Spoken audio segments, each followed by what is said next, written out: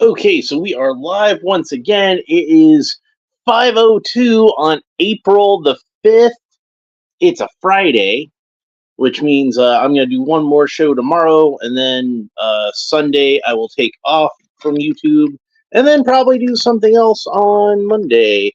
Right now I'm poking around for my X-Acto knife. We got my X-Acto knife. Here we go. And let's get ready to open Steel. But before we do that, dopey me forgot to read the card for Superman last time. So this time, let's try not to forget the card for Steel, because I'm sick of being behind on this. And of course, the corners don't want to peel up on that side. Let's try this side. We got a piece of artwork by George Perez for Earth 2 Superman. And the card reads, Superman of Earth 2, Crisis on Infinite Earths. That's what the back looks like. Data file, real name, Kal-El. That's capital L, not E-L, because he's Earth 2 Superman. Superman is the world's greatest hero. He is a tireless champion, dedicating to protecting life and battling injustice, not only in his city of Metropolis, but also all over his adopted world and the universe. With his fantastic powers and abilities, fueled by alien cells which hyper-efficiently process the solar energy of Earth's yellow sun, Superman is an unstoppable force for good and a steadfast punisher of evil. Superman is a founding member of the Justice Society and an inspiration to countless heroes continuing into the 31st century and beyond. So they did actually have a little bit of differentiation there by noting that this is the Superman that was a founding member of the Justice Society. But other than that, it's pretty much the same as the card for Classic Superman, except for that one said he was in the Justice League. So I guess it wasn't a big deal that we missed that one. All things considered, go ahead and get his figure stand out too. So when I open Steel up, I think I'm going to make sure that I do the card this time, because I'm sick of being behind on the cards. Got the figure stand out. All right. We can throw all that in the recycling bin later. Okay, so Steel. There's the artwork on the back. Nice piece of artwork. Steel. And here it says Steel from Reign of the Supermen. Other than that, pretty standard Mcfarlane action figure packaging. Let's go ahead and open it up. I've been sitting on this one for a while. I got it towards the end of February, which is nice because February is Black History Month, and Steel is one of my favorite black superheroes. Great character. Unfortunately, a lot of people more associate him with the Shaquille O'Neal movie at this point, which is not a very good movie. I'm sorry. But there he is out of the package. But man, he was a great character in the comics. He was probably my favorite of the 4 Supermen that we saw in the Reign of the Supermen storyline. And the thing that I really liked about Steel, well, this one's giving me a hard time too. This is why I like for the trading card to be on the same bubble as, man, just every single side. We're just going to go from every single side, huh? Look at that. That's why I like for the trading card to be on the same bubble as the action figure stand, because stuff like this happens otherwise. So now I'm going to have to try to cut loose the paper on the back, and of course it wants to stick at that corner.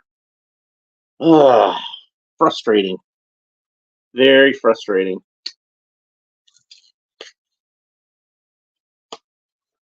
Okay, so as I was saying, pretty much every single one of these claim the name to Superman for whatever reason. You know, I'm a clone of the original Superman. I'm the original Superman resurrected by Kryptonian technology. I'm the original Superman brought back as a cyborg. Steel originally called himself the Man of Steel. And he called himself that in homage to the original Superman who had saved his life. He wore Superman's shield on his chest as a tribute to the original Superman. He wore Superman's red cape, again, as a tribute to the original Superman. But when Lois Lane confronted him and said to him, all these other guys claim to be Superman, and then asks, what gives you the right to claim to be Superman? Steel simply said, I never said I was Superman. And that was true because he'd only taken the name the Man of Steel, again, as an homage to the original Superman. So that was the thing that made me really like this character. And of course, when the original Superman did come back, he was the one who suggested to shorten the name to simply Steel. So that was how Steel got his superhero name. All right, so here is what it says on the back. That's what the back looks like. The front has the same piece of artwork we saw on the package. And it says, Steel, Reign of the Superman, data file, real name John Henry Irons. During one fateful day at a construction site, Superman saved former engineer John Henry Irons' life. Call him a French name for whatever reason. Following Superman's deadly battle with Doomsday, Irons took up the mantle to protect Metropolis. Using his technological expertise, Irons constructed a power armor suit. Adorned with the iconic S shield as a tribute, John Henry's armor granted him super strength and flight. Irons also developed a weaponized, self-propelled hammer in honor of John Henry's American folk hero namesake. That was another thing I liked about Steel, was that he was kind of an homage to the original John Henry, who was, kind of one of the first American superheroes in a way, being a, tall tale folk hero and all that kind of stuff. I was always fascinated with the original John Henry legend, so having a superhero that kind of paid tribute to that was really cool. Also, there was a really awesome Elseworlds annual where they actually had the folklore John Henry combined together with the Steel character. Really cool story. I think John Bogdanov actually wrote that one. I don't think he drew it, but he wrote it. Anyway, where was I? After Superman's return, Irons continued his work on two fronts, aiding the world through technology with his company Steelworks and protecting the skies of Metropolis as Steel. I think he went to Washington, D.C. for a while, but honestly, he belongs in Metropolis. He's one of the Superman family of characters. So I kind of like that, around that time, they wound up making the character of Emil Hamilton into a villainous character. So it was nice that John Henry was around, so that way Superman could have a tech guy when he needed one. So, Silver Age Superman was kind of his own tech guy. He was already a brilliant scientific mind on his own. But the Bronze Age one was kind of I guess, above average intelligence, not really a super genius. I guess he didn't inherit that from Jor-El like the Silver Age one did. All right, so that looks like that's all the rubber tabs. It looks like there was just that one, or the one around his waist, and then the one around his arm, but no other. No, that's weird. Almost worries me. Hi, Sean Franklin. Where have you been? Is WrestleMania tomorrow? I didn't realize WrestleMania was tomorrow. I'm kind of out of the loop on wrestling, but I'll look forward to seeing other people's updates because I usually do. So, let's see what happens. All right, so here we go. There is Steel out of the package. We do have one other thing, and that's the figure stand. So let's go ahead and get the figure stand out of the box. Yeah, I hope you've been doing well, man. I hadn't seen you on here in a while. I had thought about you. Sean Franklin hasn't been on here in a while. Man, they use some strong glue on the backs of these. I wish the glue they used on the Superpowers Batman figure was as strong, because all those are always falling off, and I would like to have a carded sample of that. So there's the stand. Standard DC Multiverse stand with the glossy embossed DC logo on it. We got the figure and his accessory out of the package. Here's his accessory, which of course is a big-ass hammer. Because what would Steel be without a big-ass hammer? Unfortunately, it did get kind of warped in the package. So we're going to have to try to hairdryer that back into shape. Aunt June said I should call the hairdryer the plastic softener instead. Well, it does exactly what it says on the tin. I certainly don't use mine for drying hair, as you might guess.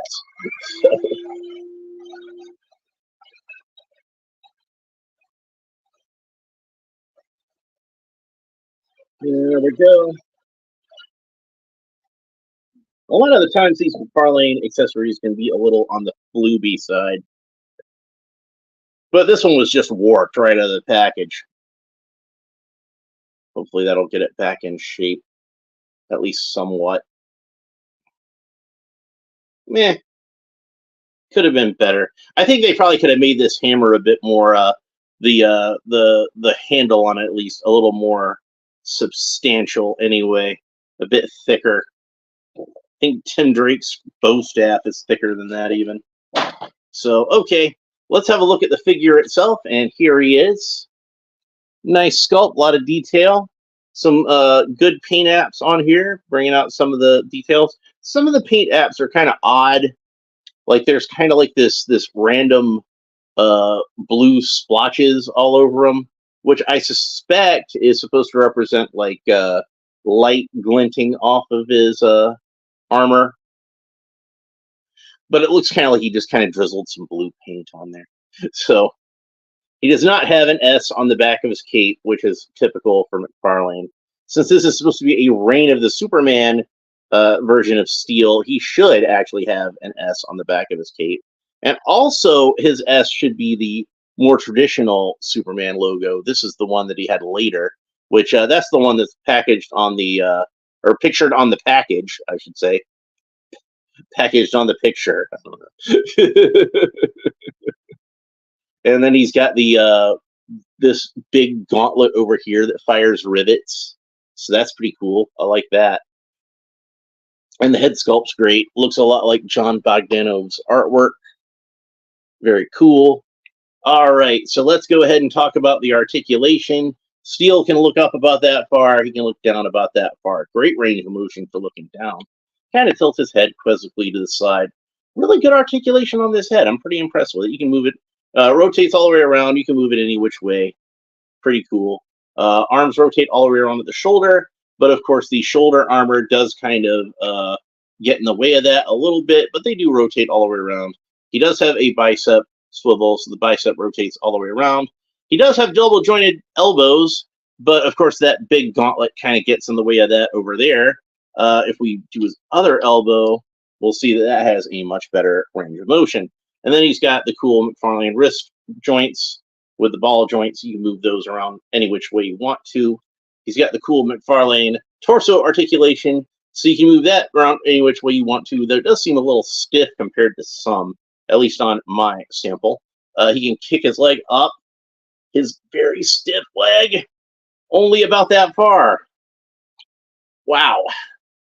And I think some of that's just because this joint is like really stiff, but yeah, the trunks seem to be hindering it a little bit, and the trunks they seem to be like a slightly more rigid plastic than we usually see on these trunks. So that's probably why. He does have double jointed knees, and the knees bend up about that far. Not the best range of motion we've seen on these knees, but pretty decent. And then they bend back down about that far. And he does have the cool Mcfarlane ankle articulation, so you can move these ankles around whichever way you want. They bend down about that far, and the ankles being really stiff and ratchety, bend up about that far, and then he's got toe articulation just to show off. He does not have any kind of boot cut, which they could have given him a boot cut because this is a separate piece of plastic. I can even see a little bit of glue peeking through there. They got a little sloppy Joe with the glue. But for whatever reason, Mcfarlane just tends to, I guess because they figured the ankles got it taken care of. But, you know, a boot cut would be nice, especially since it is a separate piece of plastic. I think they could put a boot cut on there just fine. All right, so where did I put his hammer? Here we go. Let's put his hammer in his hand. See how that does. His hand is like a really rigid piece of plastic, too. It might work better for me to just kind of slide it in that way. There we go. A lot of this plastic is just really rigid, especially for like places where it probably shouldn't be rigid, like on the hands. I prefer for the hands to be a little more flexible. It's that old school Mcfarlane problem. I haven't seen it in a while, but a lot of the times the problem with the Mcfarlane figures is like one of the problems I find a lot is the hands will be extremely rigid, and that the weapons will be much more sort of pliable. And I feel like that makes it a little more difficult to fit the weapons into the hands. So it really should be the other way around.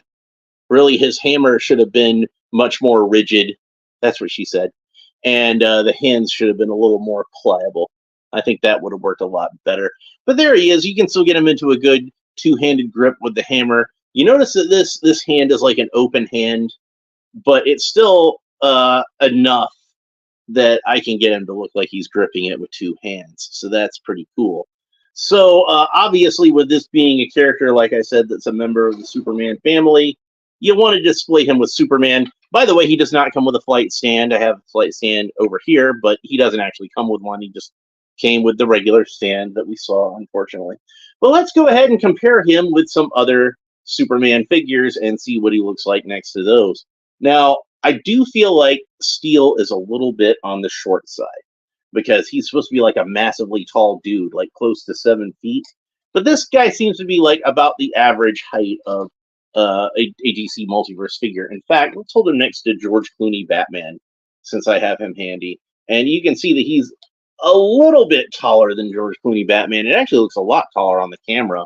On the camera, it looks like he's like a full head taller almost, but really it's more like a half a head. So Superman is the more important thing. So I figure the most appropriate Superman to compare him with to begin with is this one that looks like it's based on John Bogdanove art. John Bogdanove being the creator or co-creator with Louis Simonson of Steel. And we can see that, again, he's a little bit taller than that Superman, but not by much. And this Superman is like way more muscular than Steel is, even in his armor. And I kind of feel like Steel, again, he should be a big dude. He should be bigger and more muscular than Superman, even. So I don't know even if it's the period appropriate version to pair with Steel, I don't know if that's the right one to pair with Steel. So let's have a look at him next to the Hush Superman. And again, I feel like he's a little bulky compared to that. So since Hush Superman is the same body as, First Appearance Superman and Rebirth Superman, I don't feel like we have to bother with comparing those, do we? So that leaves us a little more Superman buck to compare it to, and that is DC Classic Superman. And this one, not only does he stand, again, a little bit taller than this version of Superman, but he is way more muscular. He does have a lot more bulk to his arms and a lot more bulk to his chest. And I feel like this is the one that would probably look best standing next to John Henry Irons. If you want to, what you can do, if you want to be like really accurate to that 90s look, is let's swap out the heads, because we can do that. And of course, what winds up happening is that the neck joint sticks to the head on one and the neck on the other. So pop that out real quick. A little bit of a savage way to do that, but it got the job done, right? So if we pop his head back on there, and the skin color doesn't match up exactly, unfortunately, but there, I feel like that is, with this head on this body, that makes it a little bit more of a Dan Jurgens kind of Superman than a John Bogdanove type of Superman, but still, it's the right era. So there we go. We got our proper mullet Superman next to our John Henry Irons, and I think they look really good together that way. So unfortunately, I don't think I'm going to be able to buy another mullet Superman and another classic Superman just to do the head swap permanently. But I can do it occasionally just to show them off. Let's go ahead and put them back together properly. Much as I do think that that's a good look, I think I'll stick with the default head and body combo that they came with. Come on, Superman head, you can go back in there. There we go. Now we got our classic Superman back together, and our Return of Superman, get him back together. There we go. Cool. All right, so Steel definitely gets a recommendation from me. He's one that I'm seeing on Amazon for being like a little bit over retail price right now, but he's not too expensive. if you want to pick him up. If you're lucky, you might be able to get an Amazon warehouse deal on him and get him for cheap. Just keep an eye out for that. But like I said, he's one of my favorite of the Superman family characters. He's one of my favorite characters of the 90s. Speaking of characters of the 90s, I think the next thing I'm going to open up is going to be this 2-pack that I got a while back. And it's pretty cool. So there we got Kilowog, and we got Kyle Rayner, the Green Lantern of the 1990s. So I think I'm going to do that tomorrow. So if you want to make sure you catch that, make sure that you like and subscribe and all the fun YouTube stuff down below. Leave a comment. Let me know what you think about this figure, what you think about the character of Steel in general. Go ahead and get your jokes out about the Shaquille O'Neal movie.